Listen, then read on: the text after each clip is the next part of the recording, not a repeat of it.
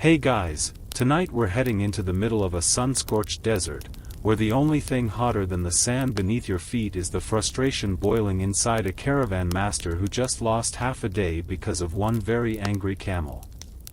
You trudge forward in their dusty footsteps, imagining what it must have felt like to rely entirely on these grumpy, spitting beasts to get you across thousands of miles of unforgiving terrain. The Silk Route was never easy, but tonight, you're about to find out how one stubborn animal could bring an entire trade network to its knees, if not for sheer boredom, then from pure exasperation. You probably won't survive this trip without losing your patience at least once. These camels weren't pets, they were temperamental workhorses with opinions and zero interest in your schedule.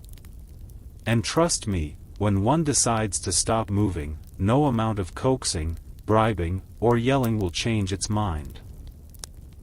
So, before you get comfortable, take a moment to like the video and subscribe, but only if you genuinely enjoy what I do here. Drop a comment with where you're listening from and what time it is there.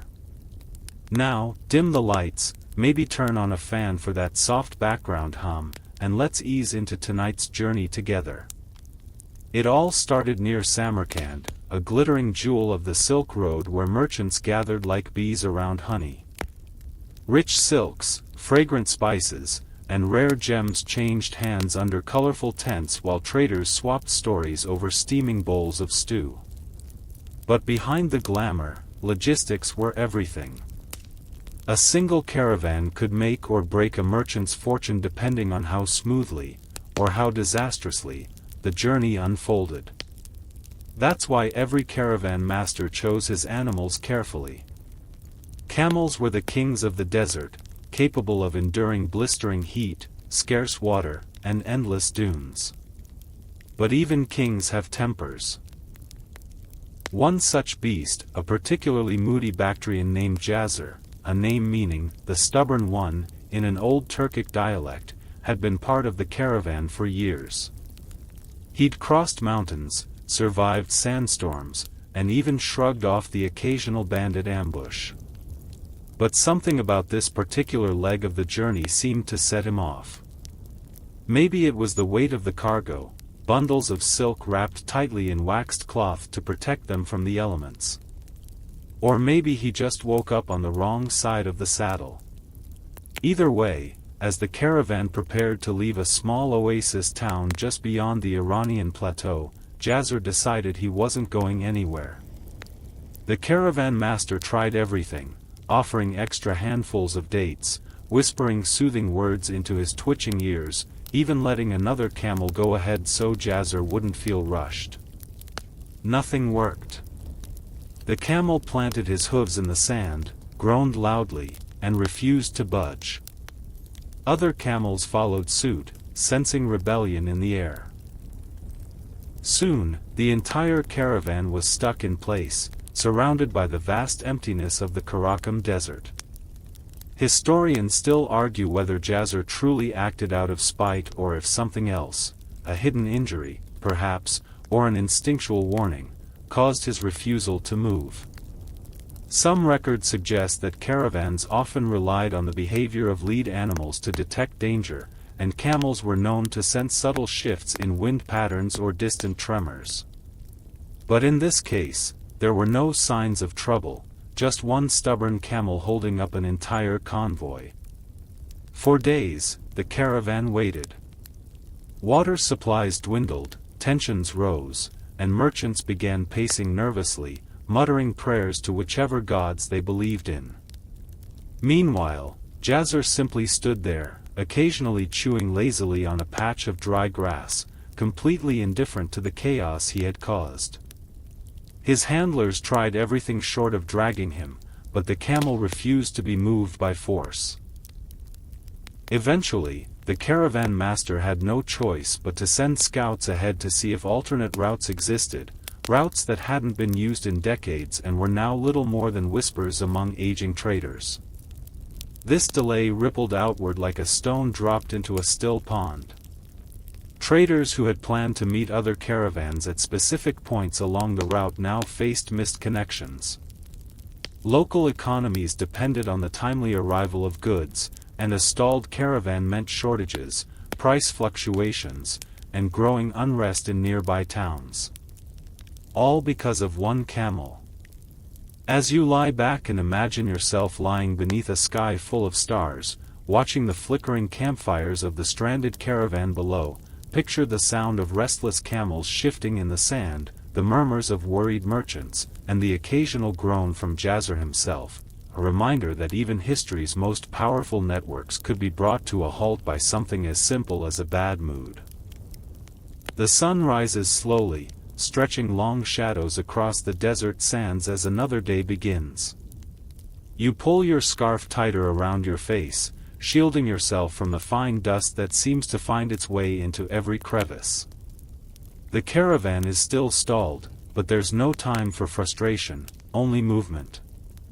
The desert doesn't wait for anyone, and neither does history. You step forward, boots crunching over hardened earth, joining the slow procession of traders, guides, and camels as they begin their daily ritual.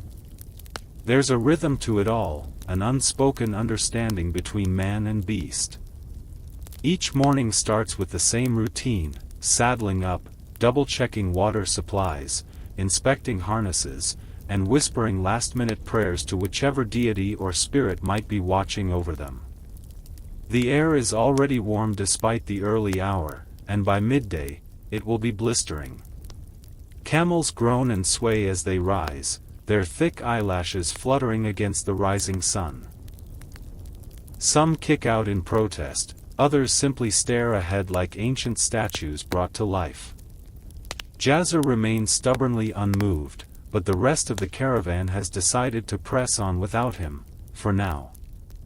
A small group of handlers stays behind, hoping he'll eventually come around, while the rest continue forward, determined not to let one bad mood derail everything.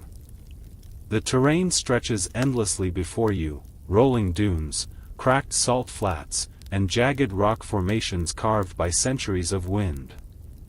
Occasionally, you spot the bones of past travelers, bleached white by the relentless sun. Some belong to lost caravans, victims of thirst, sandstorms, or bandits.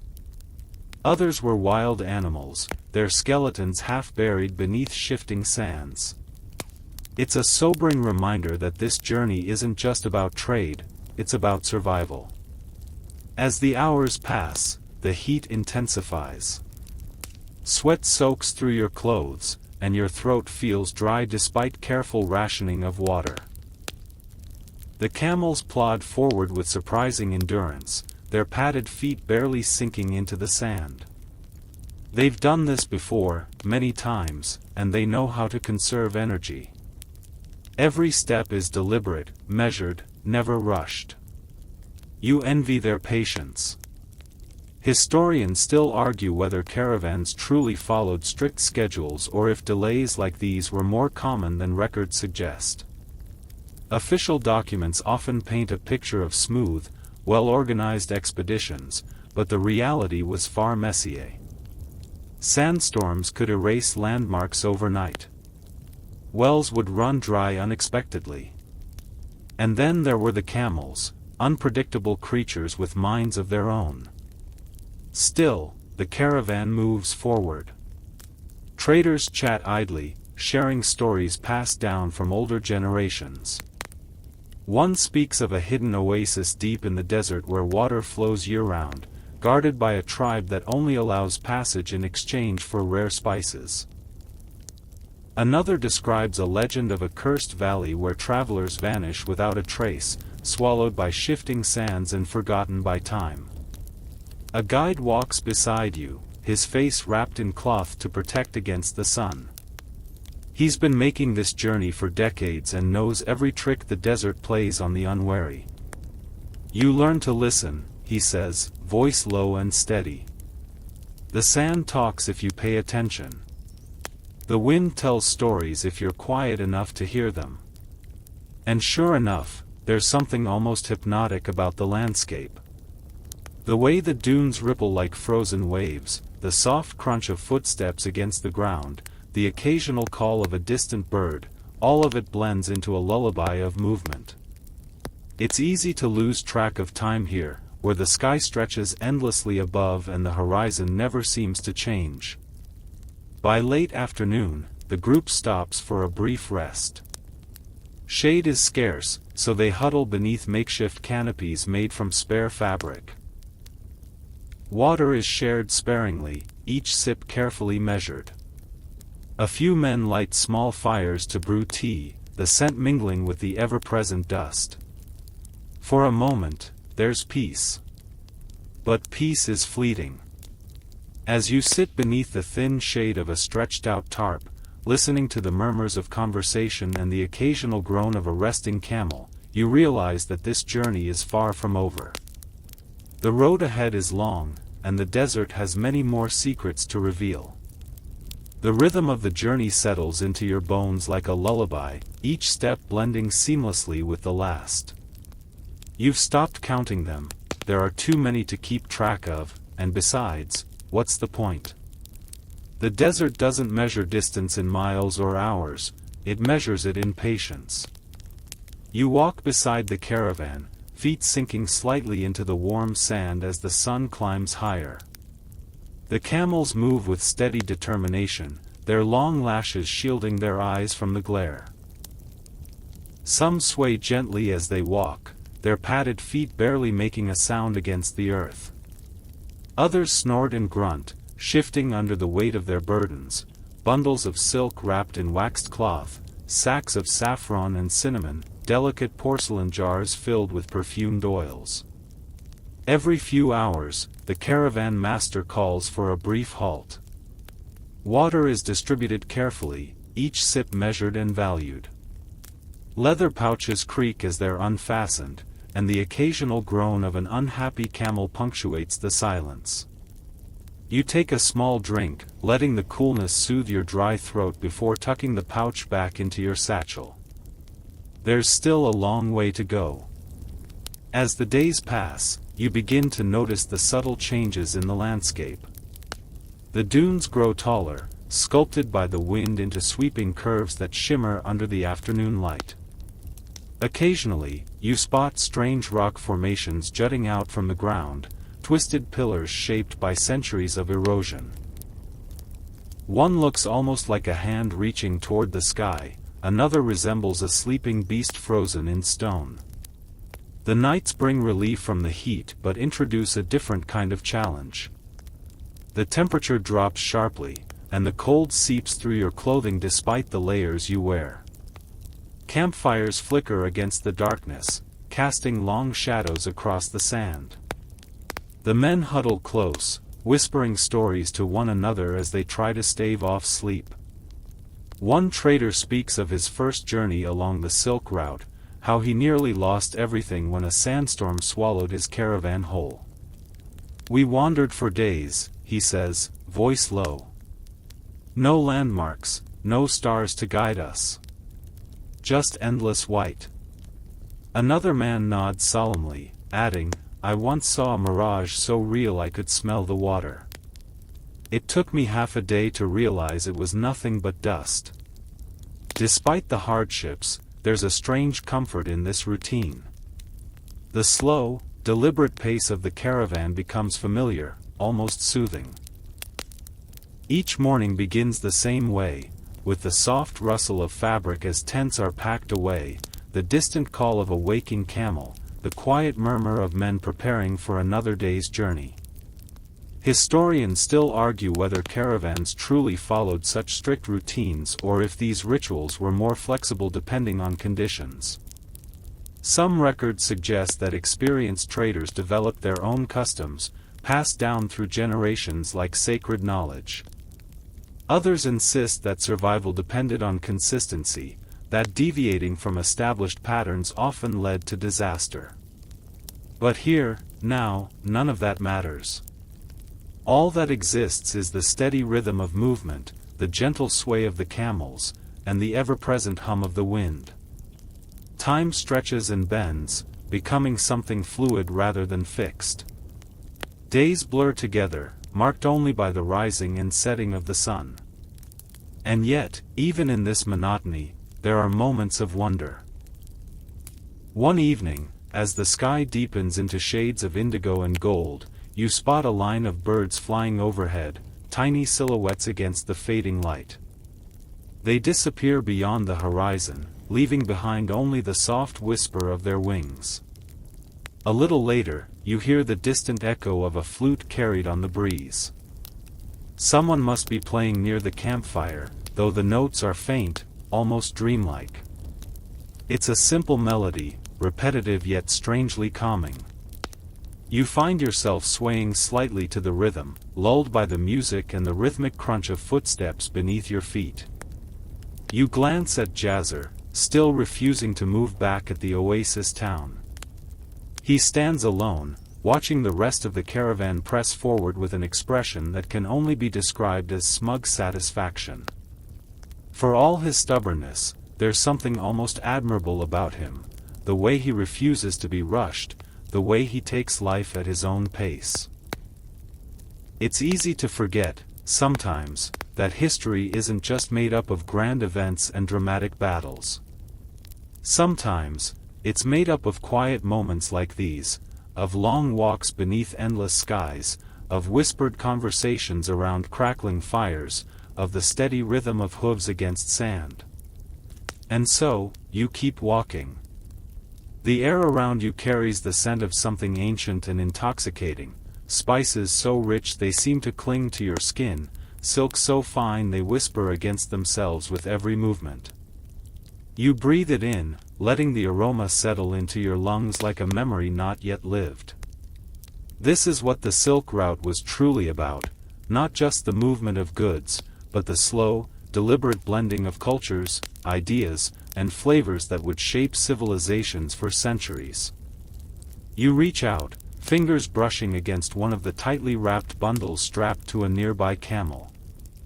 The fabric is thick, woven with care to protect its contents from the relentless desert sun. Inside, folded carefully between layers of waxed cloth, lie bolts of silk, delicate, shimmering like liquid moonlight beneath your touch. It's strange to think that this soft, almost weightless fabric was once more valuable than gold, a luxury so rare that only emperors and kings could afford it. Historians still argue whether silk was truly China's most guarded secret or if other regions had their own methods of producing similar fabrics long before the trade routes expanded. But there's no denying that the Chinese perfected the art of sericulture, cultivating mulberry trees, raising silkworms, and spinning their delicate threads into garments fit for royalty. And now, here it is, swaying gently on the back of a camel as it makes its slow journey westward, destined for the markets of Persia, Byzantium, and beyond. Beside the silk, stacked carefully in wooden crates, are spices, each one a story waiting to be told. Cinnamon from Sri Lanka, nutmeg from the Spice Islands, saffron harvested by hand in the highlands of Persia. They sit in small pouches, their scents mingling together in an intoxicating blend that lingers in the air. Some traders claim these spices were worth their weight in silver, used not just for flavoring food but for preserving meat, masking odors, and even serving as currency in some regions. A merchant walks past, carrying a small leather pouch filled with cloves. He offers you one with a knowing smile. For the stomach, he says simply, popping one into his mouth before continuing down the line. You take the offered clove, placing it on your tongue. Its warmth spreads slowly, sharp and slightly bitter at first, then giving way to a deep, lingering sweetness. It's easy to see why people once believed these tiny buds held magical properties. Some even claimed they could ward off illness or bring good fortune to those who carried them. Further down the caravan, another trader unfastens a bundle of dried roots, revealing a tangled mass of ginseng. Good for energy, he explains, holding up a piece for inspection. Some say it grants strength to men who have lost their vigor. He winks as he speaks, clearly enjoying the double meaning. You chuckle softly, imagining the many ways these exotic goods must have been interpreted by those encountering them for the first time. And then there are the perfumes, delicate vials of oil infused with the essence of jasmine, rose, and sandalwood. Some come from India, others from Arabia, each bottle sealed with wax to preserve its fragrance. A woman near the front of the caravan uncorks one briefly, releasing a wave of floral sweetness that momentarily cuts through the ever-present dust. She inhales deeply, closing her eyes as if transported elsewhere, before carefully sealing the bottle again. Even the simplest items feel imbued with significance here. Salt, packed in rough-hewn sacks, is treated with reverence. After all, it's the difference between survival and starvation. Dried fruits, dates, and figs provide much-needed nourishment, their wrinkled skins hiding bursts of sweetness that linger on the tongue. And then there are the teas, leaves carefully stored in tight containers to prevent moisture from ruining them. Some will be brewed with honey and spices, others left plain to soothe sore throats and restless minds. As the caravan moves forward, you find yourself marveling at how much history rides on these animals' backs. Every step brings these treasures closer to distant lands where they'll be transformed, woven into new garments, mixed into unfamiliar dishes, burned as incense in temples far removed from their origins. The Silk Route wasn't just a highway for goods, it was a bridge between worlds, a thread connecting east and west in ways that few could have predicted. But not everything here is meant for luxury. Some of the cargo serves a more practical purpose: iron tools, medicinal herbs, writing materials, and even books bound in soft leather. These items carry knowledge across borders, spreading ideas that will shape future generations. One man carries scrolls filled with poetry, another has maps drawn by hands that have never seen the places they depict. There are stories hidden in every pack, secrets waiting to be uncovered by curious minds. A quirky detail catches your attention, a small bag filled with what looks like crushed shells. Upon asking, you're told it's ground coral, used in some regions as toothpaste.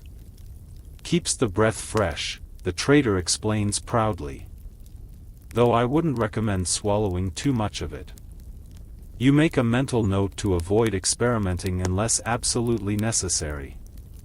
As night falls, the caravan sets up camp once more. Fires flicker against the darkness, casting dancing shadows across the sand. The scent of roasted lamb mixes with the lingering perfume of distant lands, creating an aroma that feels both foreign and familiar. You sit beside the fire, savoring the warmth as the stars stretch endlessly above. Tomorrow, the journey continues. But for now, you let the weight of history settle around you like a blanket, heavy yet comforting. The road ahead is long, but the treasures it carries make every step worthwhile. The scent of damp earth and blooming jasmine drifts through the air, a stark contrast to the dry, dusty winds that have followed you for days. You lift your head, blinking against the glare of the setting sun, and there it is, an oasis nestled between towering dunes like a secret whispered by the desert itself. The caravan slows its pace as you approach, the camels groaning in relief. A thin strip of green emerges from the horizon, expanding with every step until you can make out the details, clusters of date palms swaying gently in the breeze, their fronds rustling like distant whispers, a pool of water so clear it reflects the sky like polished glass, and beneath your feet, the sand gives way to soft, cool soil. You step forward, feeling the change immediately. The air is heavier here, thick with moisture and the scent of life. Birds flit between the branches, their songs weaving into the hum of unseen insects. Somewhere nearby, a stream trickles over smooth stones, its gentle babble blending with the occasional croak of a frog hidden among the reeds. This place has been here for centuries, maybe longer. Some say it was once a stopping point for ancient travelers who left behind fragments of pottery and faded carvings on the rocks surrounding the spring. Others claim it's fed by an underground river that snakes beneath the desert, untouched by the harsh world above. Whatever the truth, it's a miracle of nature, a rare gift in a land where water is more precious than gold. As the caravan settles in, traders begin unloading supplies, stretching their stiff limbs after hours of motionless riding. The camels are led toward the water first, their handlers murmuring reassurances as they kneel beside the pool. One dips its snout cautiously before drinking deeply, the sound of gulping filling the air. Soon, the others follow suit, their thirst evident in the urgency of their movements. You take a moment to simply breathe, letting the coolness of the oasis sink into your skin. It's strange how quickly the body adjusts. After days of relentless heat, this feels almost too good to be real. You crouch near the edge of the water, dipping your hands into the pool and watching ripples distort your reflection. A group of children from the local settlement appears at the edge of the clearing, their laughter ringing out like wind chimes. They run barefoot across the grassy patches, chasing each other around the palm trees. Their presence reminds you that this isn't just a resting place for travelers, it's home to those who know how to coax life from the desert. Historians still argue whether oases like this one were carefully mapped and protected by caravans or if some remained undiscovered, known only to nomadic tribes who passed their locations down through generations. Either way, finding one was always a cause for celebration, a sign that survival, at least for a little while, was assured. Nearby, a trader spreads out a blanket beneath a tree, unpacking small bundles of dried fruit and nuts. He offers you a handful without a word, his face lined with exhaustion but his eyes warm with hospitality. You accept, popping a fig into your mouth. The sweetness lingers on your tongue, a reminder that even in the harshest places, there is nourishment to be found. Some of the men gather around a fire already crackling to life, passing around cups filled with spiced tea. The scent of cardamom and cinnamon fills the air, mingling with the natural perfume of the oasis. Conversations flow easily now, freed from the tension of the road. Laughter rises and falls like the flickering flames, the kind of deep, unhurried laughter that only comes when one finally feels safe. You stretch out on the grass, staring up at the sky as stars begin to emerge. The darkness here is different, softer, somehow. Without the glare of city lights, the heavens seem closer, as if you could reach out and touch them. A shooting star streaks overhead, and someone murmurs a quiet prayer in response. For the first time in days, there is no rush, no need to move forward. Time stretches wide and open, inviting you to simply be present. And so you do. The fire crackles softly, its glow casting long shadows across the oasis as you lean back against a palm tree, savoring the warmth. The scent of spiced tea lingers in the air, mingling with the faint perfume of jasmine blooming nearby. For the first time in days, there's no rush, no need to press forward into the unknown. And yet, beneath this moment of peace, something feels off. It starts as a whisper on the wind, barely noticeable over the hum of conversation and the occasional groan of a resting camel. But then it grows louder, a distant murmur, carried from the edge of camp where the trees thin out and the desert begins again. You tilt your head, listening more closely. A trader sitting nearby catches your gaze and nods toward the sound. "They're at it again," he mutters, voice low. He doesn't elaborate, but you don't need him to. You've heard the rumors before, murmured between nervous merchants and exchanged in hushed tones whenever someone notices an unfamiliar set of footprints near the caravan's path. Bandits. Some call them raiders, others prefer the term desert wolves. Whatever name they go by, their presence is enough to send a ripple of unease through even the most seasoned travelers. They move like ghosts, appearing without warning and vanishing just as quickly, leaving behind only empty saddlebags and shaken men. Historians still argue whether these bandits were truly organized groups or simply desperate individuals who took advantage of the Silk Route's isolated stretches. Some records suggest that certain tribes along the route had unofficial agreements with traders, protection in exchange for tribute. Others paint a darker picture, describing ruthless gangs who would ambush entire caravans under cover of darkness, striking fast and disappearing before dawn. Tonight, the talk around the fire turns serious.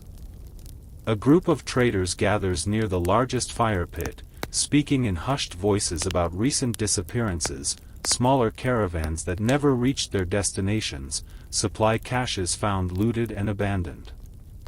One man swears he saw signs of a recent attack just beyond the last ridge, though no one else can confirm it. "They know we're here," another says, his voice barely above a whisper. "And if they do, they'll be watching." You glance toward the perimeter of the camp, where two guards stand watch, their silhouettes outlined against the moonlit sand. They hold spears loosely in their hands, eyes scanning the darkness beyond the firelight. Every few minutes, one of them shifts position, pacing slowly along the outer edge of the clearing. It's clear they're not taking any chances. A quirky detail catches your attention. Near the edge of the camp, a trader is securing his goods with what looks like thick ropes made from braided camel hide. When you ask about it, he chuckles nervously. "Better than regular rope," he explains. "Camels won't chew through their own kind's hide. And if a bandit tries to untie it in the dark? Well, let's just say they'll think twice when they realize what it's made of." You can't help but laugh, though the sound feels hollow against the growing tension. Still, humor has always been one of the best defenses against fear, and tonight, it's in short supply.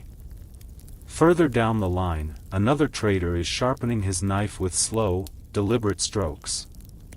The rhythmic scraping of steel against stone fills the silence between conversations.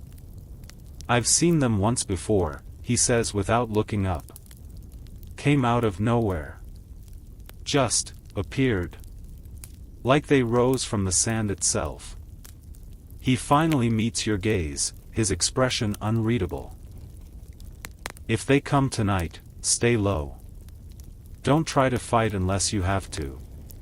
Most of them aren't looking to kill, they just want the goods." That thought isn't particularly comforting. As the night deepens, the fire dims slightly, its embers glowing like scattered stars against the blackness. The usual sounds of the oasis, the rustle of leaves, the distant trickle of water, are suddenly quieter, as if the very land is holding its breath. Then, from somewhere beyond the trees, comes a sound that makes every hair on your arm stand on end, a sharp whistle, followed by the unmistakable snap of a branch breaking underfoot. The guards stiffen instantly, gripping their weapons tighter. Across the camp, heads turn, eyes searching the darkness. Conversations die down, replaced by a heavy silence that settles over everything like dust. No one moves. For a long moment, nothing happens. Then, just as you begin to wonder if it was only an animal, another sound cuts through the quiet. A soft footstep, barely audible, but unmistakably human. Someone is out there.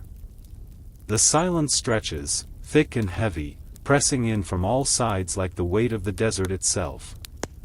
Every breath you take feels louder than it should, every rustle of fabric an invitation to be noticed. The guards remain frozen at their posts, eyes locked on the darkness beyond the firelight. Somewhere out there, unseen but undeniably present, something, or someone, moves.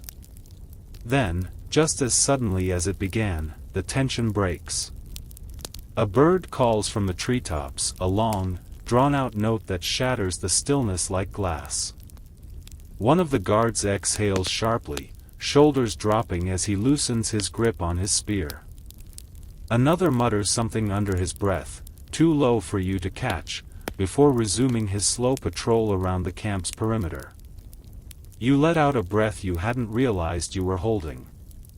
The caravan master claps his hands together, drawing everyone's attention.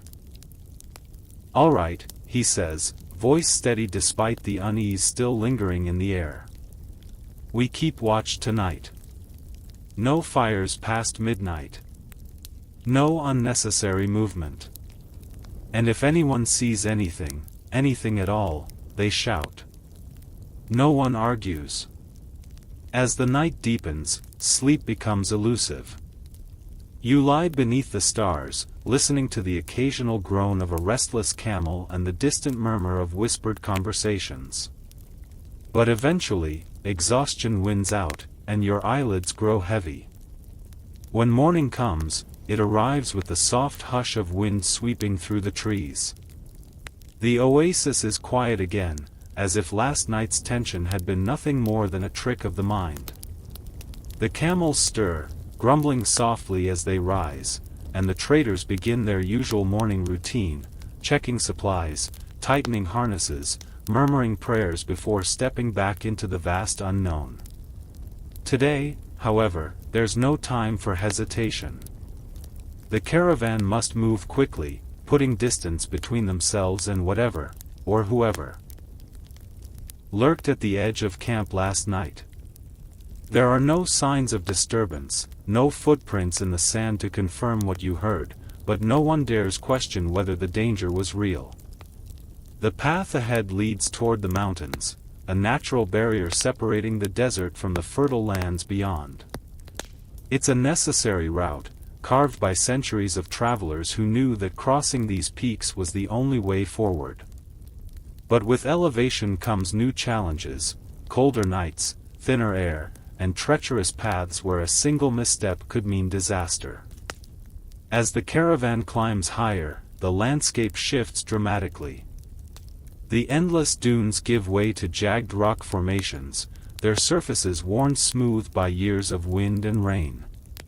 Sparse vegetation clings stubbornly to the slopes, scrubby bushes, twisted trees, and patches of wildflowers blooming defiantly against the odds. The temperature drops steadily as you ascend, and soon, you find yourself pulling your cloak tighter around your shoulders. The sun still shines overhead, but its warmth struggles to penetrate the thinning air.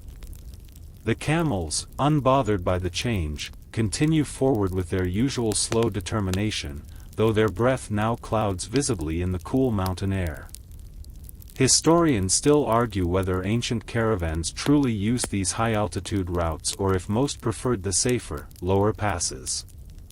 Some records suggest that certain groups specialized in navigating these treacherous paths, passing down knowledge of hidden trails and secret shelters from one generation to the next.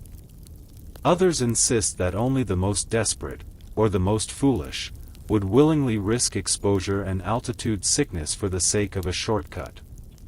Regardless of the risks, the caravan presses on. The path narrows, winding along steep cliffs where a single wrong step could send both man and beast tumbling into the abyss below.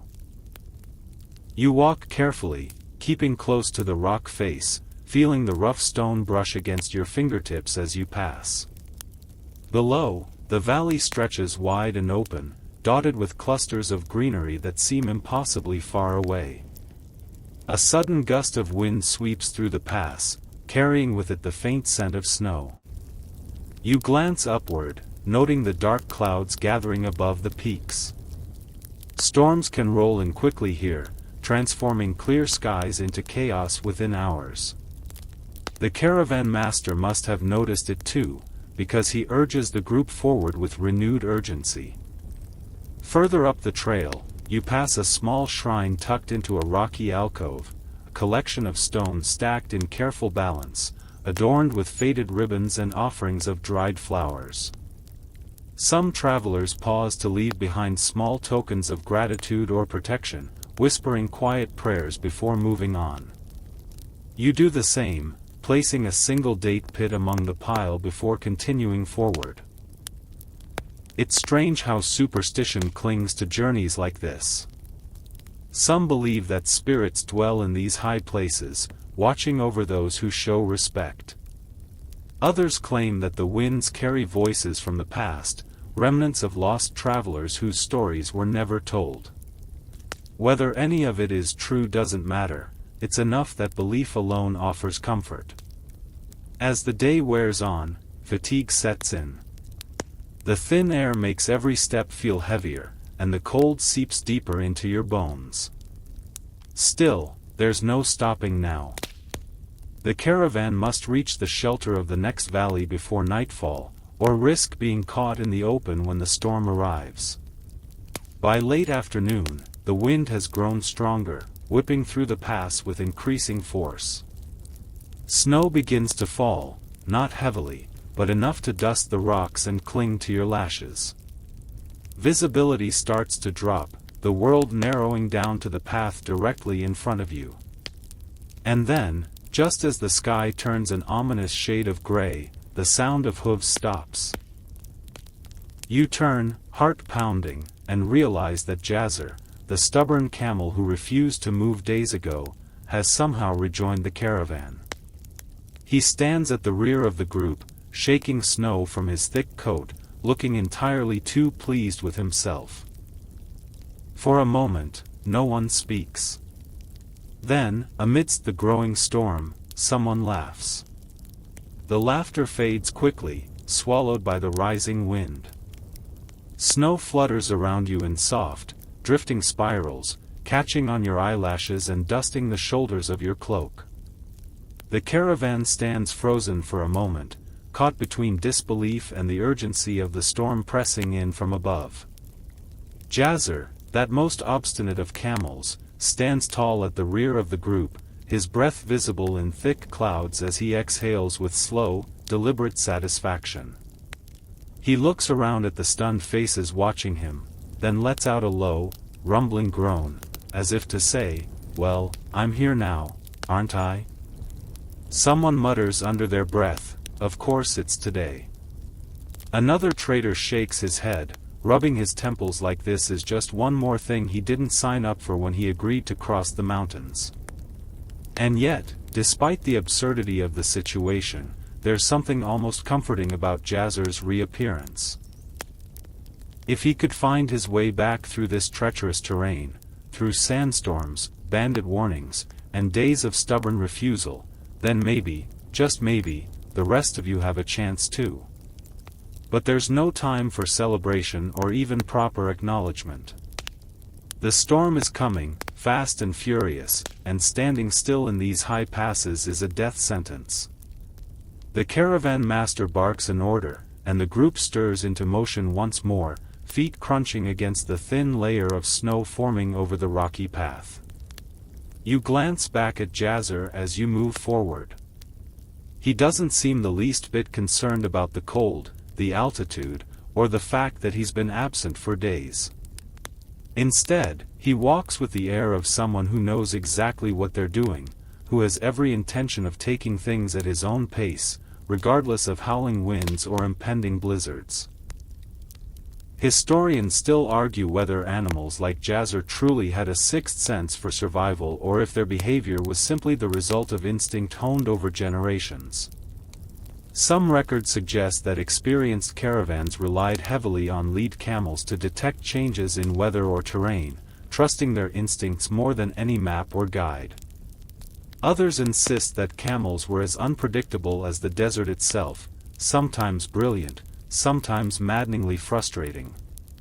Either way, Jazzer isn't making this any easier. As the group presses forward, the camel slows his pace deliberately, sniffing at patches of frost-covered grass like he's considering stopping for a snack. A few traders glance back with growing impatience, but no one dares approach him. Not after what happened before. A quirky detail catches your attention.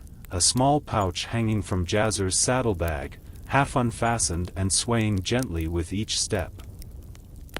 You lean closer, squinting through the falling snow, and realize it's filled with dried figs. Of course it is. Somehow, he managed to keep his favorite treats with him the entire time he was missing. One of the handlers mutters, "He probably came back just so we'd feed him again." That earns a tired chuckle from the man beside him, though neither of them makes a move to offer Jazzer anything. They know better. Instead, the caravan master calls ahead to the scouts leading the way. "We need to pick up the pace," he says, voice firm despite the biting wind. "If we don't reach shelter soon, we'll be stuck out here all night." The scouts nod, adjusting their hoods and moving faster along the narrow trail. Behind them, the rest of the group follows suit, stepping carefully over loose stones and icy patches. But Jazzer remains unhurried, ambling along behind everyone else like he's on a leisurely stroll through a sun-drenched meadow rather than a life-threatening mountain pass.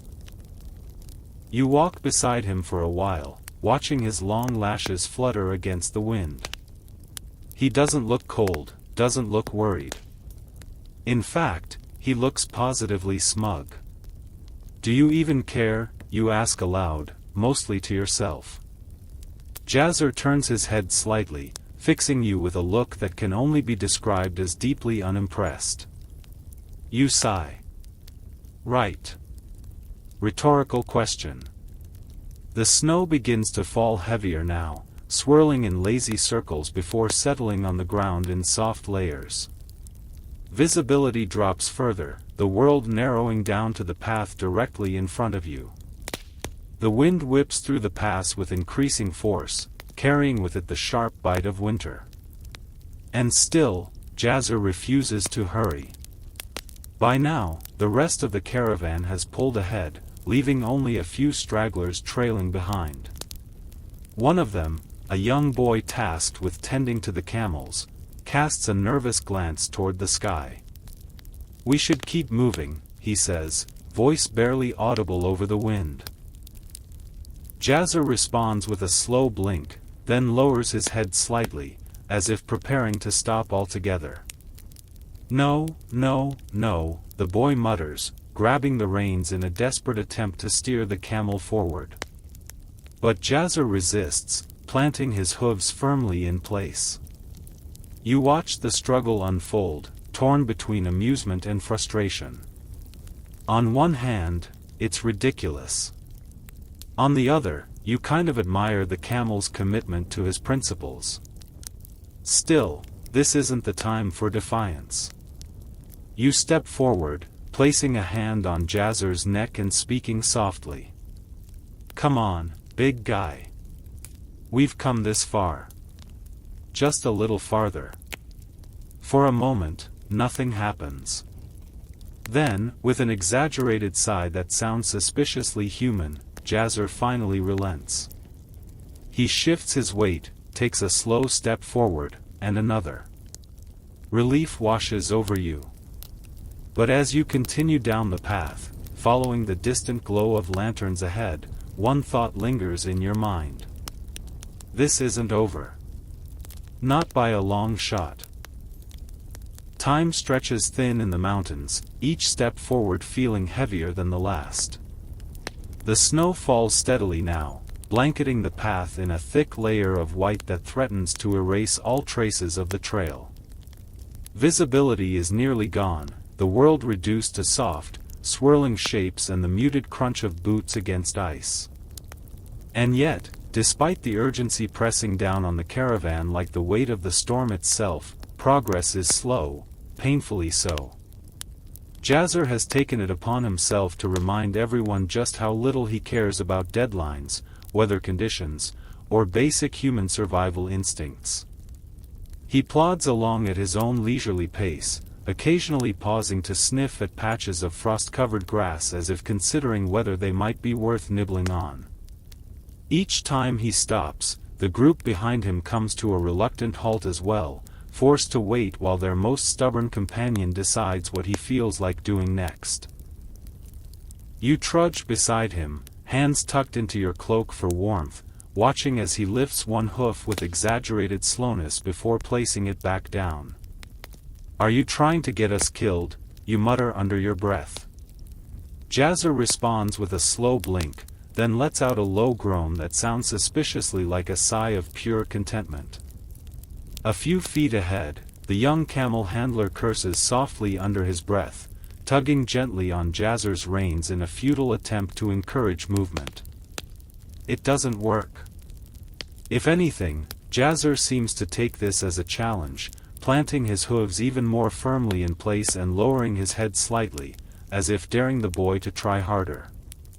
Behind you, the rest of the caravan murmurs in frustration.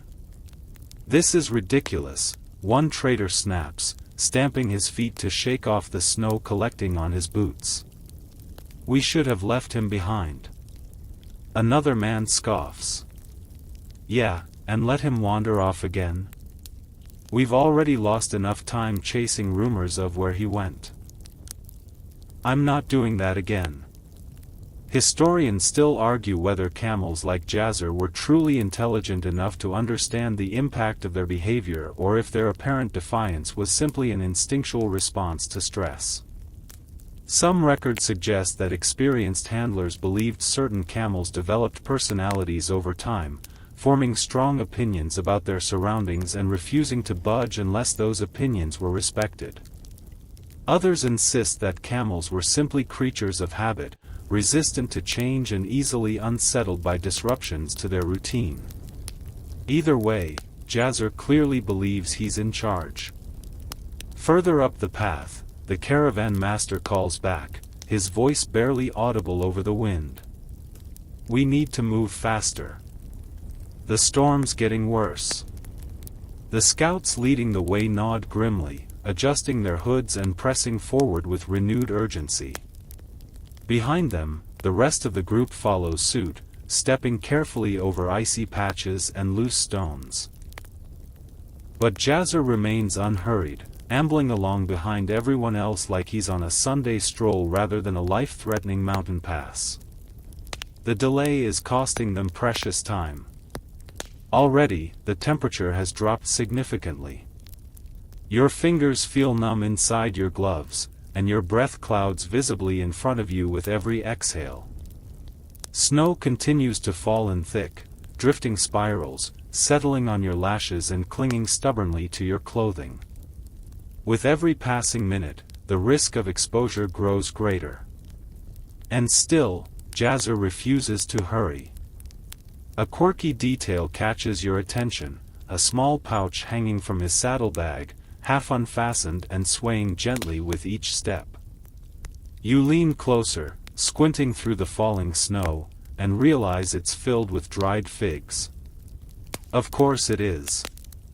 Somehow, he managed to keep his favorite treats with him the entire time he was missing. One of the other handlers mutters, "He probably came back just so we'd feed him again."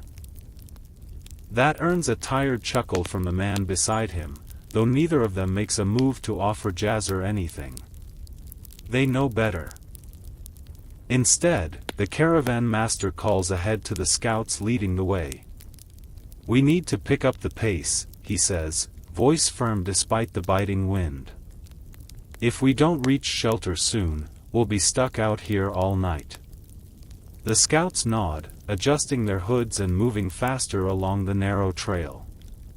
Behind them, the rest of the group follows suit, stepping carefully over loose stones and icy patches. But Jazzer remains unhurried, ambling along behind everyone else like he's on a leisurely stroll through a sun-drenched meadow rather than a life-threatening mountain pass. You glance back at him as you walk, watching his long lashes flutter against the wind. He doesn't look cold, doesn't look worried. In fact, he looks positively smug.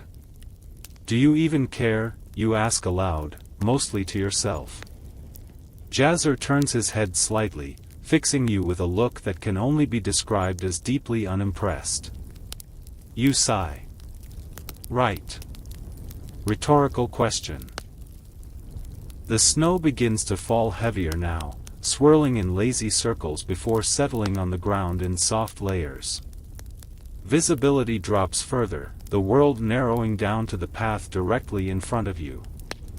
The wind whips through the pass with increasing force, carrying with it the sharp bite of winter. And still, Jazzer refuses to hurry. By now, the rest of the caravan has pulled ahead, leaving only a few stragglers trailing behind. One of them, a young boy tasked with tending to the camels, casts a nervous glance toward the sky. "We should keep moving," he says, voice barely audible over the wind. Jazzer responds with a slow blink, then lowers his head slightly, as if preparing to stop altogether. "No, no, no," the boy mutters, grabbing the reins in a desperate attempt to steer the camel forward. But Jazzer resists, planting his hooves firmly in place. You watch the struggle unfold, torn between amusement and frustration.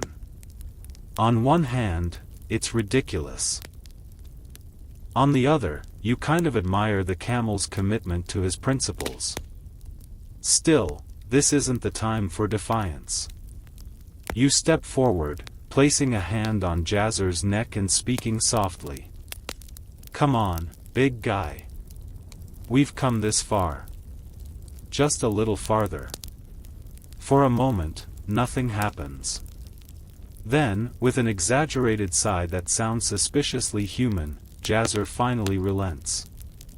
He shifts his weight, takes a slow step forward, and another. Relief washes over you. But as you continue down the path, following the distant glow of lanterns ahead, one thought lingers in your mind. This isn't over. Not by a long shot. The wind howls through the mountain pass, carrying with it a biting chill that seeps into your bones no matter how tightly you wrap your cloak. Snow continues to fall in thick, swirling spirals, reducing visibility to little more than a few feet ahead. The caravan presses forward with slow determination, each step sinking slightly into the growing layer of white beneath their boots. And then, just as you begin to think this endless march might never end, someone calls out from the front. "Light! There's light!" You lift your head, squinting through the storm, and sure enough, there it is. A faint glow flickers in the distance, barely visible through the curtain of snow, but unmistakably real. It's not firelight or lanterns, it's something else entirely. Something ancient. As the group moves closer, the source of the glow becomes clear, a narrow opening in the rock face, half hidden behind a curtain of ice-covered vines. From within, a soft golden light spills out onto the snow-covered ground, casting long shadows against the stone walls. A local guide steps forward, brushing snow from his hood. "It's an old shelter," he says, voice low with reverence. "Used by travelers centuries ago." No one hesitates.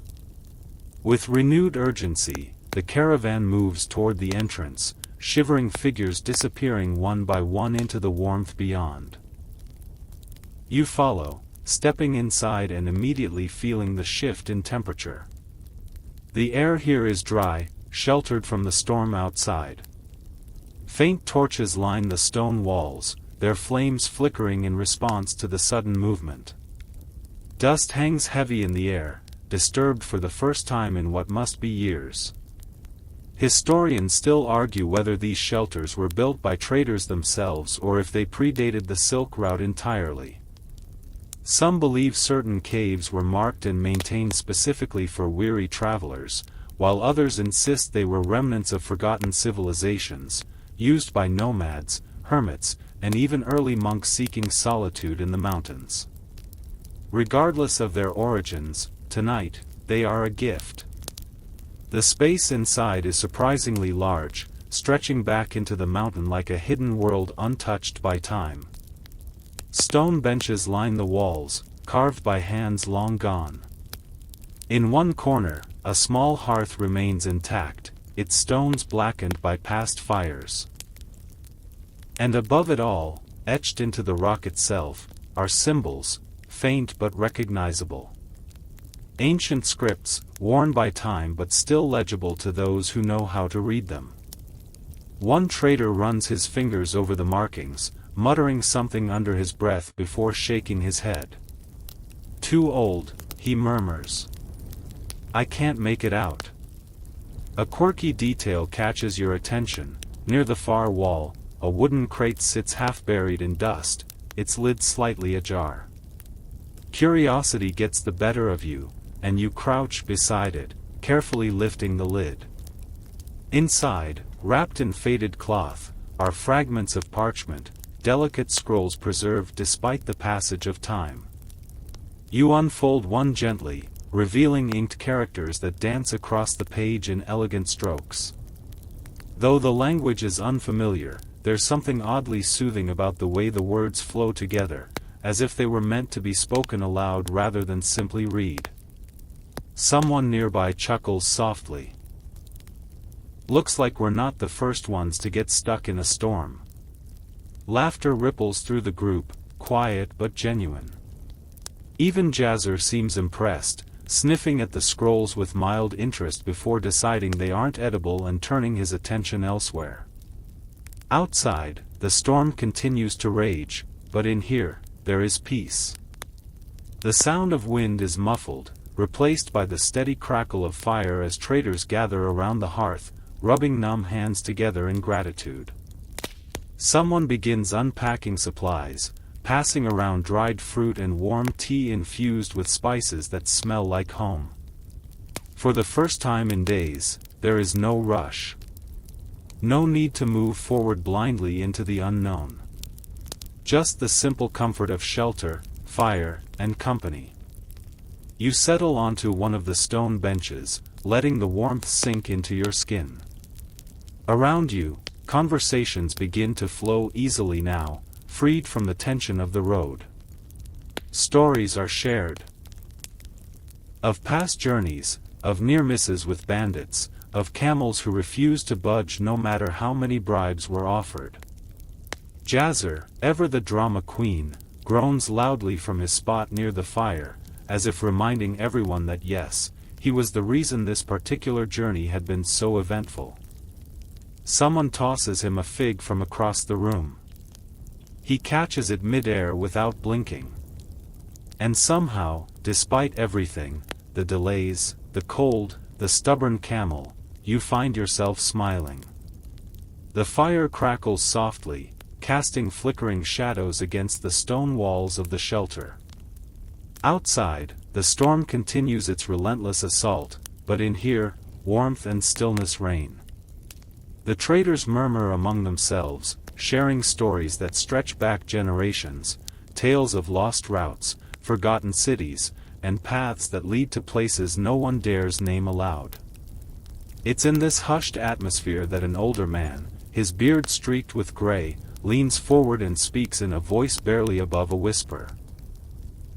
"There's another way," he says, eyes glinting in the firelight. "One most have long since abandoned." You lean in slightly, intrigued. He nods toward the far end of the cave, where the tunnel narrows before disappearing into darkness. Beyond this place lies an old trail, one that cuts through the mountains faster than any road we've taken before. It was used centuries ago by those who knew how to read the land, those who understood that sometimes, the shortest path isn't always the safest. A younger trader scoffs. Sounds like one of those ghost stories meant to scare new recruits into staying put. But the older man only smiles. Perhaps. Or perhaps not.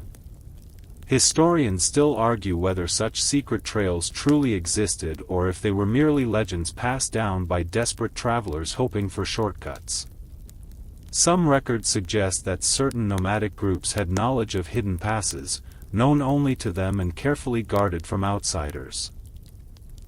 Others insist that these routes were real but dangerous, abandoned after landslides, avalanches, or worse.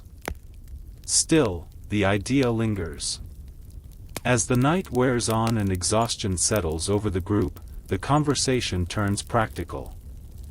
The storm shows no sign of letting up, and even if it did, continuing forward along the main pass would mean risking exposure and dwindling supplies.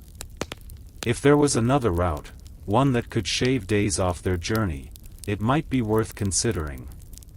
The caravan master exchanges a glance with the guide who first recognized the shelter. After a moment's silence, he nods. "We'll leave at dawn," he decides. "If this path is real, we follow it. If not, we turn back." No one argues. By morning, the storm has weakened, though the sky remains heavy with clouds. Snow blankets the ground in thick drifts, making movement slow and deliberate. Jazzer, ever the reluctant participant, groans loudly as he rises, blinking sleepily at the world around him. He doesn't seem thrilled about the change in plans, but then again, he rarely seems thrilled about anything. The older man leads the way, moving with surprising ease despite his age. He gestures towards subtle markers carved into the rock, lines that look like natural cracks to the untrained eye but, upon closer inspection, form deliberate patterns. Some are ancient, worn nearly smooth by time. Others appear fresher, made by hands that had passed through not too long ago. "You learn to see what others overlook," he murmurs as he runs a hand over one of the symbols. The tunnel narrows further, forcing the group to walk in single file. The air grows colder, heavier, as if the mountain itself is watching. Occasionally, you hear the distant echo of something shifting, loose stones tumbling somewhere deep within the earth. It's impossible to tell whether it's just the wind or something else entirely. A quirky detail catches your attention, a small pile of bones tucked beneath a rocky overhang. At first glance, they look like animal remains, but as you pass, you notice something odd. The bones are arranged in a pattern, almost deliberately placed rather than scattered by scavengers. You don't mention it aloud, but the sight sends a shiver down your spine. Further ahead, the passage opens into a vast cavern, its ceiling lost in darkness. Stalactites hang like frozen daggers, glistening with condensation. A narrow bridge of stone spans a deep chasm, leading to another tunnel on the opposite side. No ropes, no railings, just smooth rock slick with ice. The caravan hesitates. One of the traders mutters, "This doesn't feel right." Another shifts nervously. "How do we know this won't collapse under us?"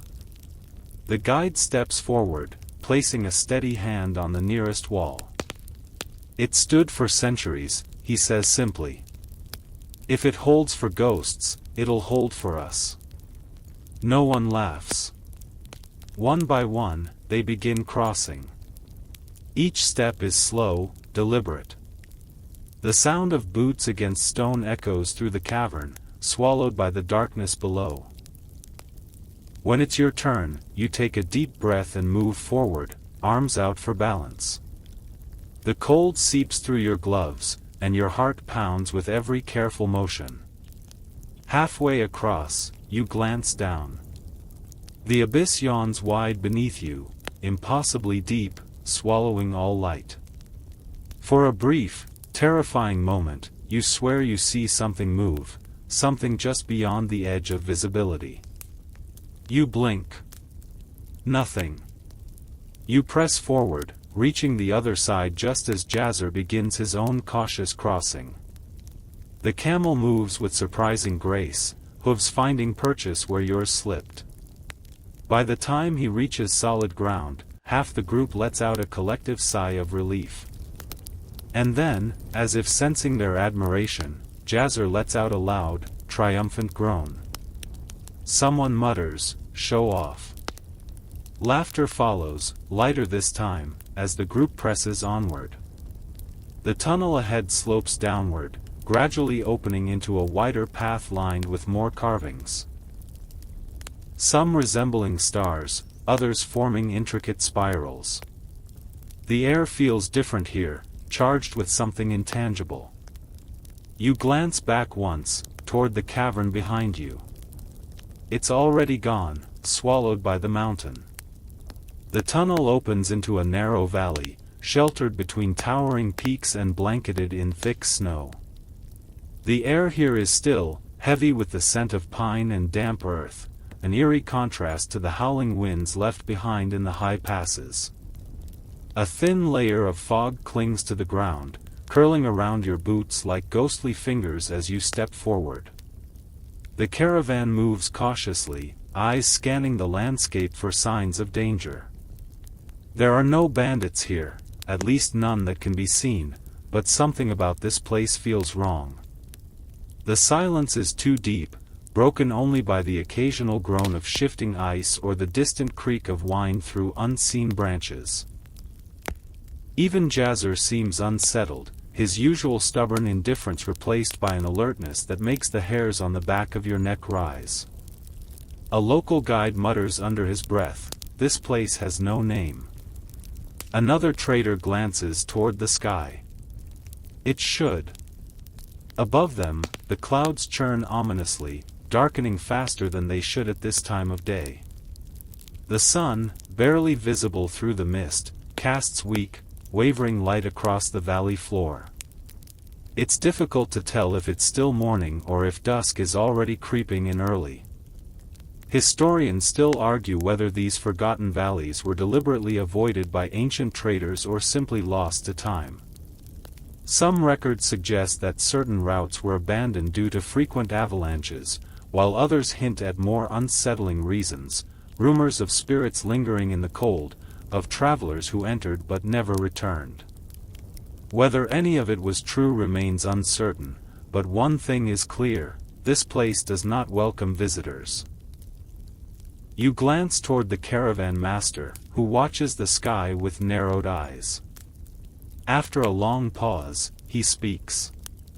"We keep moving," he says, voice low. "No stopping until we reach the other side." No one argues. As the group presses forward, the fog thickens, reducing visibility to just a few feet ahead. Shapes blur together, trees, rocks, shadows cast by unseen movement. Occasionally, someone stumbles over hidden roots or uneven ground, cursing softly before pressing on. You keep your hands close to your cloak, fingers brushing against the hilt of the small knife tucked inside just in case. A quirky detail catches your attention: a row of wooden stakes protruding from the snow-covered ground, spaced evenly apart like the remnants of some long-forgotten structure. As you pass, you notice faint markings carved into the wood, symbols worn nearly smooth by time. One resembles a spiral, another looks almost like a wave frozen in motion. You don't recognize the meaning, but something about them feels oddly familiar, as if they belong to a language you've heard whispered in dreams. Behind you, the young camel handler shivers visibly. "I don't like this," he murmurs to no one in particular. "Feels like we're being watched." Someone scoffs. "It's just the wind." But even as they say it, the sound of footsteps slows. No one dares speak too loudly now. Then, without warning, the wind shifts. The fog lifts slightly, revealing a sight that stops the entire caravan in its tracks. In the distance, half buried beneath layers of snow and ice, lies what appears to be the remains of an old settlement. Collapsed rooftops jut out at odd angles, their wooden beams blackened with age. Stone foundations peek through the frost, outlining spaces where doors once stood. And beyond it all, rising sharply against the gray sky, is a tower, twisted, leaning, as if it had been caught mid-collapse and frozen in place. Silence stretches between them. One trader finally speaks, voice barely above a whisper. "What is that?" No one answers. The caravan master steps forward, eyes scanning the ruins with careful calculation. "We don't stop," he orders. "Keep moving." Some hesitate, reluctant to turn away from the strange sight, but eventually, they obey. As they do, the wind shifts again, carrying with it a sound that makes every hair on your arms stand on end. A voice. Faint, distant, carried on the breeze like a memory trying to surface. "Turn back." You spin around, heart pounding, but there's nothing, just the empty expanse of snow and fog. And yet, the words linger. The wind howls again, louder this time, carrying with it the unmistakable scent of snow and something else, something sharp, metallic. The caravan moves forward in tense silence, each step crunching against the frozen ground. No one dares look back at the ruins behind them, as if acknowledging their presence might invite whatever lingered there to follow. Above, the sky darkens further, clouds churning like ink spilled across water. A few flakes of snow drift down, light and almost hesitant, but you know better than to expect mercy from the storm gathering overhead. This is no ordinary winter squall, it's the kind that swallows entire caravans whole, leaving behind only whispers and empty footprints. The caravan master calls out a warning. "Keep close.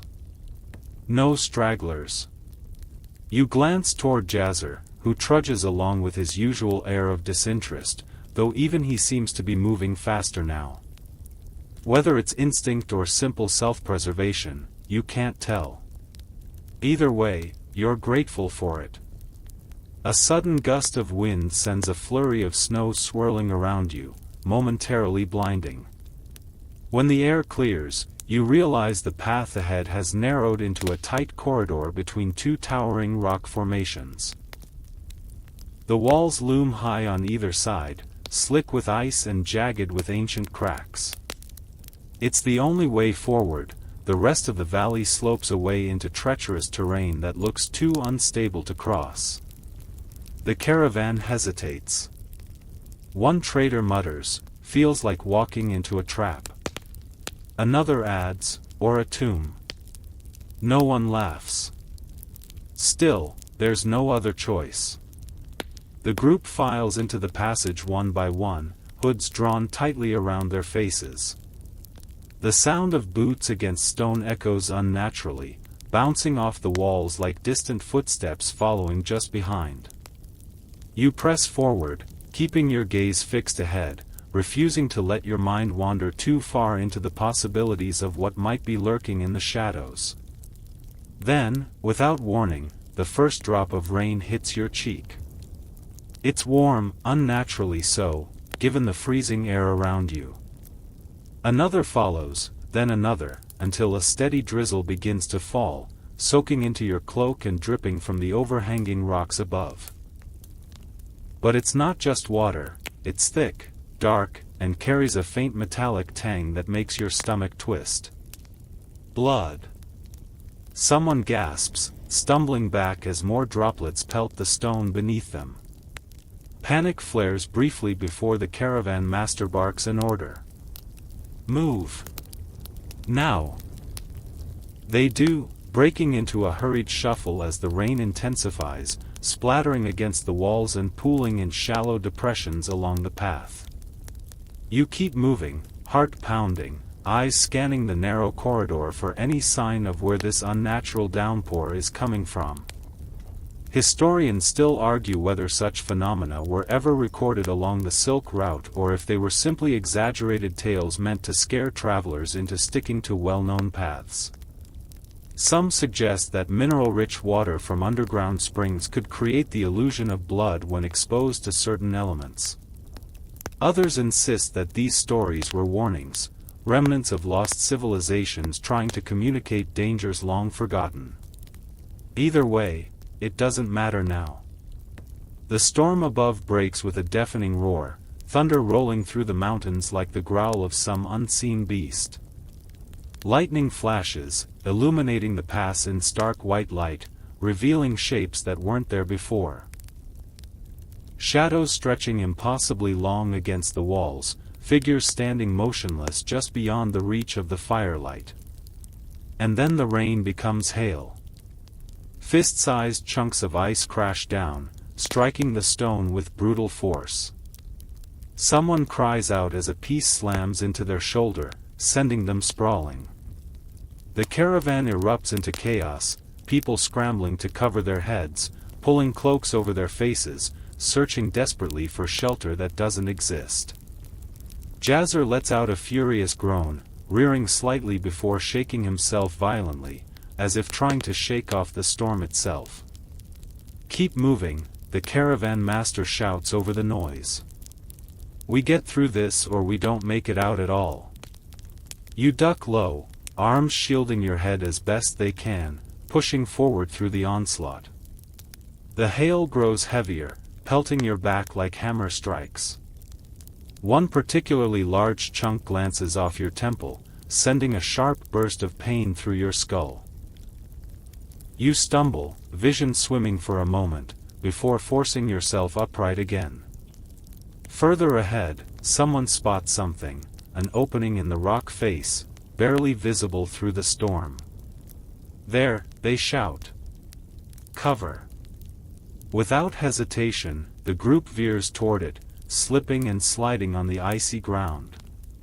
You follow, breath coming in short, ragged gasps as the wind whips through the pass, carrying with it the last remnants of daylight.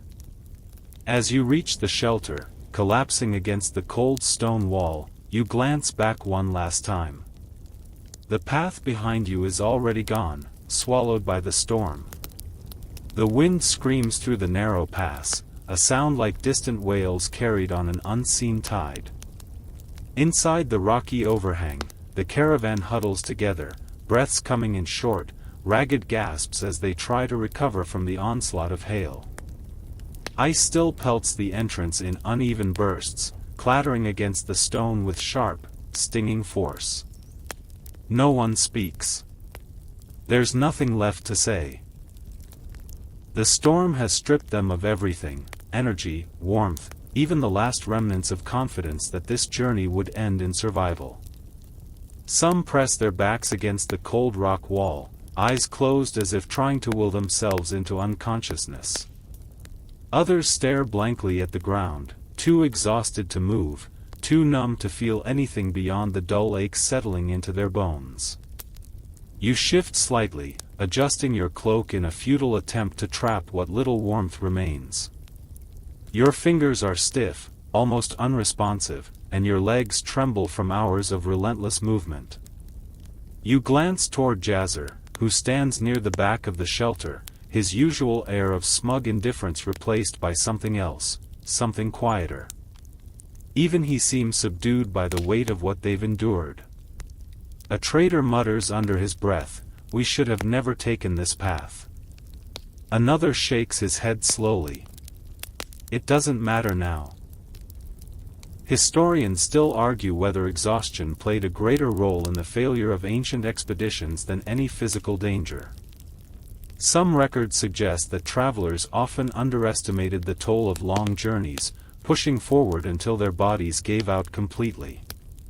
Others insist that mental fatigue, the slow erosion of hope, was just as deadly, leaving even the strongest among them vulnerable to despair. Either way, it's here now. The fire sputters weakly in the center of the group, its embers barely glowing beneath dampened wood. One of the younger traders tries to coax it back to life, rubbing his hands together before blowing gently on the coals. He looks up after a moment, voice hoarse. "We're running low," he says simply. They all know what he means. Supplies had already been stretched thin before the storm hit. Now, with no clear idea of how much farther they have to go, or if they'll even make it through the night, rationing becomes more than just a precaution. It becomes a necessity. Someone passes around a small pouch of dried figs, offering only one per person. When it reaches you, you hesitate before taking yours, suddenly aware of how little there is to go around. The sweetness lingers on your tongue for only a moment before being swallowed by the lingering bitterness of fatigue. A quirky detail catches your attention, a small bundle tucked inside one of the saddlebags near Jazzer. You recognize it instantly: saffron. Not much, just enough for a few meals if used sparingly.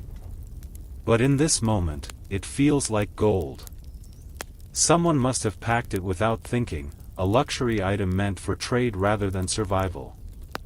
And yet, here it is, a reminder that even the smallest comforts can mean something when everything else has been stripped away. One of the older men leans forward, speaking softly. "I've seen storms like this before," he murmurs. "Out in the desert. They take more lives than bandits ever could." A younger trader scoffs, though there's no real conviction behind it. "Then why keep going?" The old man doesn't answer right away. Instead, he watches the flickering firelight for a long moment before finally speaking. Because turning back isn't an option. Silence settles over them again, thick and heavy. Outside, the storm rages on, indifferent to their suffering. And then, just as the weight of despair threatens to crush them entirely, someone begins to hum. It's quiet at first, barely audible over the wind. A simple melody, repetitive but strangely soothing. Another voice joins in, then another, until the sound fills the space between them like a thread pulling them back together. It's not much. Just a song. But in this moment, it's enough. Jazzer lets out a soft groan, shifting slightly as if acknowledging the change in mood. For once, he doesn't seem to be resisting the world around him. Instead, he lowers his head slightly, closing his eyes as if listening.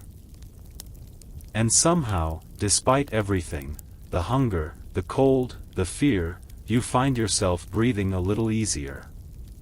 The song fades into silence, leaving only the distant howl of wind beyond the shelter's entrance. The fire has burned low now, reduced to glowing embers that flicker weakly against the darkness. One by one, the traders drift into uneasy sleep, curled beneath their cloaks, bodies too exhausted to fight off fatigue any longer. You lean back against the cold stone wall, watching the shadows dance across the uneven surface. Outside, the storm still rages, but here, in this fragile pocket of warmth and stillness, time stretches and bends. It feels as though the world itself has paused, holding its breath alongside you. Jazzer lies near the back of the shelter, his massive body curled into a slow rhythm of deep, steady breaths.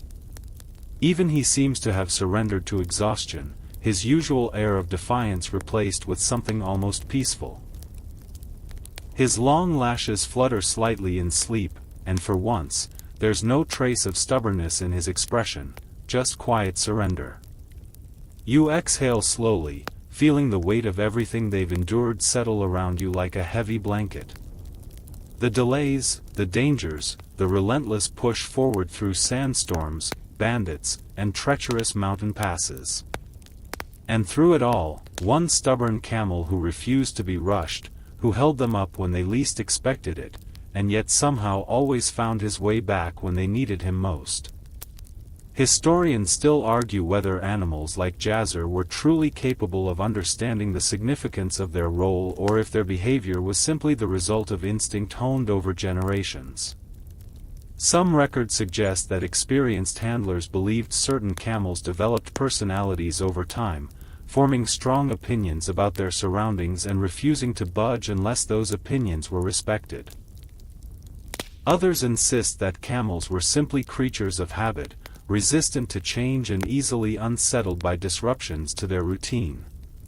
Either way, Jazzer had made his mark.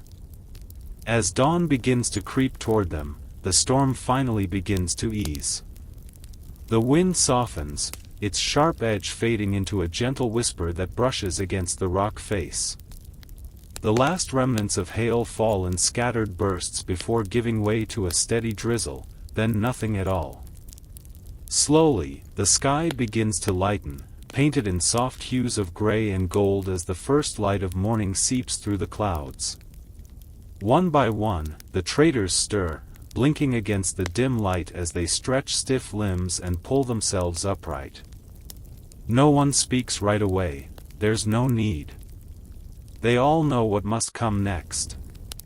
The caravan master steps forward, scanning the path ahead. The storm has left the ground slick with ice and mud, making movement slow and careful.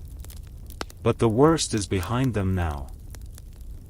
The narrow pass remains intact, the ruins still shrouded in mist behind them, and the valley ahead stretches wide and open. It's time to move.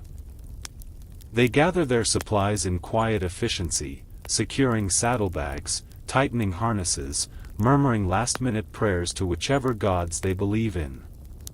Jazzer groans loudly as he rises, shaking snow from his thick coat, looking entirely too pleased with himself despite everything. Someone mutters under their breath, "Of course it's today." Another chuckles tiredly. He probably waited until we were too worn out to argue. And somehow, despite everything, the hunger, the exhaustion, the absurdity of it all, you find yourself smiling. Because this journey, ridiculous and impossible as it has been, is nearly over. With slow, deliberate steps, the caravan moves forward once more, disappearing into the rising light of morning. Footsteps crunch against damp earth, hooves press into softened ground, and the sound of breathing settles into a steady rhythm once again. Behind them, the storm fades into memory. Ahead, the road continues. The rhythm of movement settles into something soft and familiar now, like the final notes of a lullaby played just a little too late at night. The air is still cool, touched with the last breath of morning frost, but the sky stretches wide above you, no longer heavy with storm clouds, only pale blue fading into gold. You walk in silence, feet finding the path without needing to think about it. Each step feels lighter than the last, as if the weight of the journey is finally beginning to lift. The scent of damp earth lingers beneath your boots, mingling with the faint perfume of distant pine carried on the breeze. Jazzer walks beside you, slower than usual, not out of stubbornness this time, but simple exhaustion. His ears twitch lazily at the sound of birdsong drifting from somewhere unseen, and for once, he doesn't seem to be plotting some new way to delay the group. Instead, he simply moves forward, one hoof after another, his breathing steady and deep. The traders around you are quiet, too, wrapped in their own thoughts as they follow the winding path toward the next town, the next stop, the next moment of rest. Some glance toward the horizon, where the mountains fade into rolling hills and open plains. Others keep their eyes on the ground, lost in the quiet certainty that they've made it this far, and that means something. Historians still argue whether journeys like these were ever truly recorded in full or if most of the details were lost to time, buried beneath layers of dust and forgotten footprints. Some say that only the grand events were remembered, the battles, the discoveries, the great leaders who shaped history. But others insist that the real stories, the ones worth telling, were always found in the small moments, the shared songs in the dark, the stubborn camels who somehow always knew the way, the quiet victories of simply surviving another day. And here, now, walking through the golden light of morning, you know which side of that argument you fall on. A quirky detail catches your attention. One of the younger traders has fallen asleep while walking, swaying slightly with each step. Someone gently nudges him awake, and he stumbles for a moment before righting himself, blinking blearily at the world around him. He mutters something under his breath, then lets out a tired laugh. It's not much, just a moment. But it makes you smile anyway. The wind shifts again, carrying with it the distant chime of bells, soft, slow, rhythmic. A village must be near. Soon, there will be warm food, dry beds, and the chance to sit by a fire without fear of bandits or storms chasing them away. But for now, there is only this. The slow, steady rhythm of hooves against earth. The hush of wind through tall grass. The soft hum of a song someone begins to sing under their breath. And Jazzer, walking beside you, groaning softly as if to remind you that no matter how far you've come, or how exhausted you both are, he was always part of the story. And so, you keep walking. The rhythm of movement settles into something soft and familiar now, like the final notes of a lullaby played just a little too late at night. The air is still cool, touched with the last breath of morning frost, but the sky stretches wide above you, no longer heavy with storm clouds, only pale blue fading into gold. You walk in silence, feet finding the path without needing to think about it. Each step feels lighter than the last, as if the weight of the journey is finally beginning to lift. The scent of damp earth lingers beneath your boots, mingling with the faint perfume of distant pine carried on the breeze. Jazzer walks beside you, slower than usual, not out of stubbornness this time, but simple exhaustion. His ears twitch lazily at the sound of birdsong drifting from somewhere unseen, and for once, he doesn't seem to be plotting some new way to delay the group. Instead, he simply moves forward, one hoof after another, his breathing steady and deep. The traders around you are quiet, too, wrapped in their own thoughts as they follow the winding path toward the next town, the next stop, the next moment of rest. Some glance toward the horizon, where the mountains fade into rolling hills and open plains. Others keep their eyes on the ground, lost in the quiet certainty that they've made it this far, and that means something.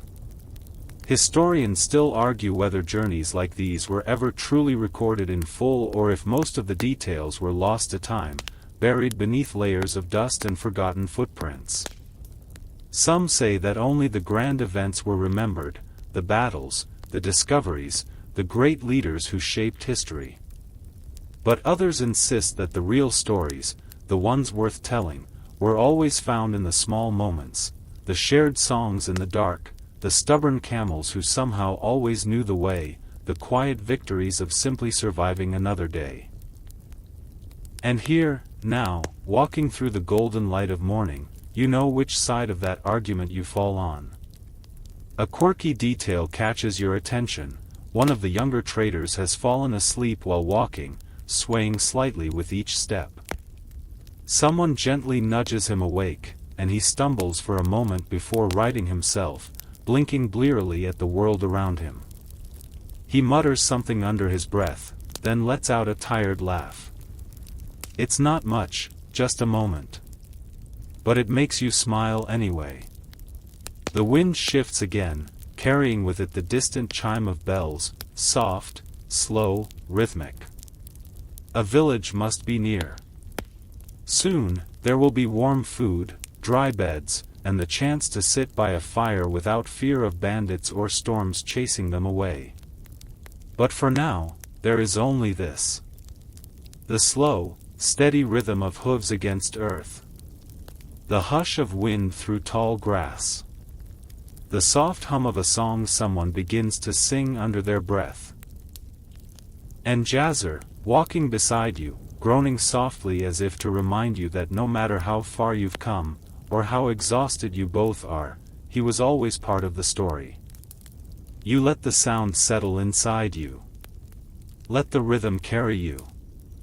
And as the sun climbs higher, warming your back and softening the edges of your weariness, you feel it.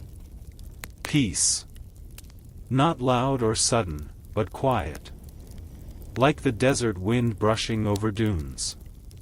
Like the last flicker of firelight before sleep. You exhale slowly. And for the first time in days, you don't feel like you have to keep walking. Just being is enough. The caravan moves on. But here, now, there is peace. So close your eyes. Let the rhythm of hooves against earth become a lullaby.